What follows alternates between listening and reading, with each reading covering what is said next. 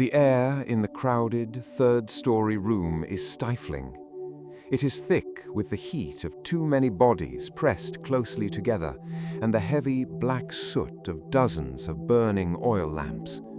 A singular voice hums steadily in the background, the voice of a man who knows this is his final goodbye. But for one young man, sitting precariously on a wide open window, the struggle to stay awake has just been lost. He slips. The steady hum of the sermon is violently interrupted by the sound of a body hitting the stone courtyard 3 stories below. And then the screaming begins. It is a Sunday night in the ancient port city of Troas. As we read in the book of Acts, the Apostle Paul is passing through. He is a man running out of time. He has booked a passage on a ship leaving at sunrise. He knows the road ahead leads to Jerusalem, and from the desperate whispers he has heard along his journey, imprisonment awaits him there. He is acutely aware that the people in this room will likely never see his face again. This gathering, hastily arranged in an upper room, is not a regular service. It is a desperate final impartation. Paul has so much left to say, and only hours left to say it. The believers of Troas have crammed into the space to break bread and listen. It is completely dark outside. Inside, the text specifically notes that there are many lamps burning. This is a crucial historical detail. The lamps provide necessary light, but they also consume oxygen. They produce heat, smoke, and a heavy, hypnotic warmth. The atmosphere in the room is suffocating. Someone is bound to succumb to the exhaustion. Among the crowd is a young man named Eutychus. His name translates roughly to fortunate or lucky, an irony that is about to be severely tested.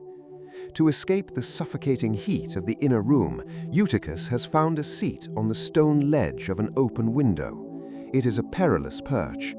The cool, salty night air from the Aegean Sea hits his back, but a sudden fatal drop into the darkness sits just inches behind him.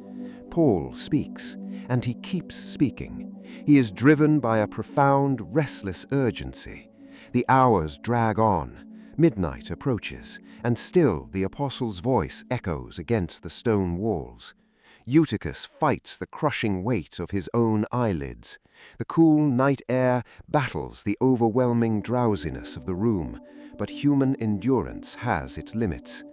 The text in chapter 20 describes it not as a sudden nod, but as a deep sleep overcoming him. It is a slow, inevitable surrender.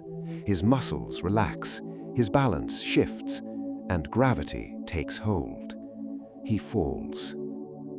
The sheer violence of the impact shatters the quiet reverence of the gathering. The sermon stops. Panic erupts. The believers rush toward the door, scrambling down the narrow, winding stone stairs, their hearts pounding in their chests. When they reach the dark courtyard, they find Eutychus. The author of Acts, a physician named Luke, does not mince words or soften the reality. He is picked up, dead. The frantic wailing of the crowd fills the night air. The grief is sudden and absolute. The farewell gathering has instantly transformed into a tragedy. But Paul moves through the panicked believers with a sudden, deliberate calmness. He does not pray loudly from a distance. He descends to the courtyard. He pushes past the weeping friends.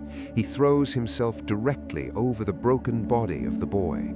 He wraps his arms around him. In the dust of the courtyard, holding the lifeless form, Paul speaks. Don't be alarmed. There is life in him.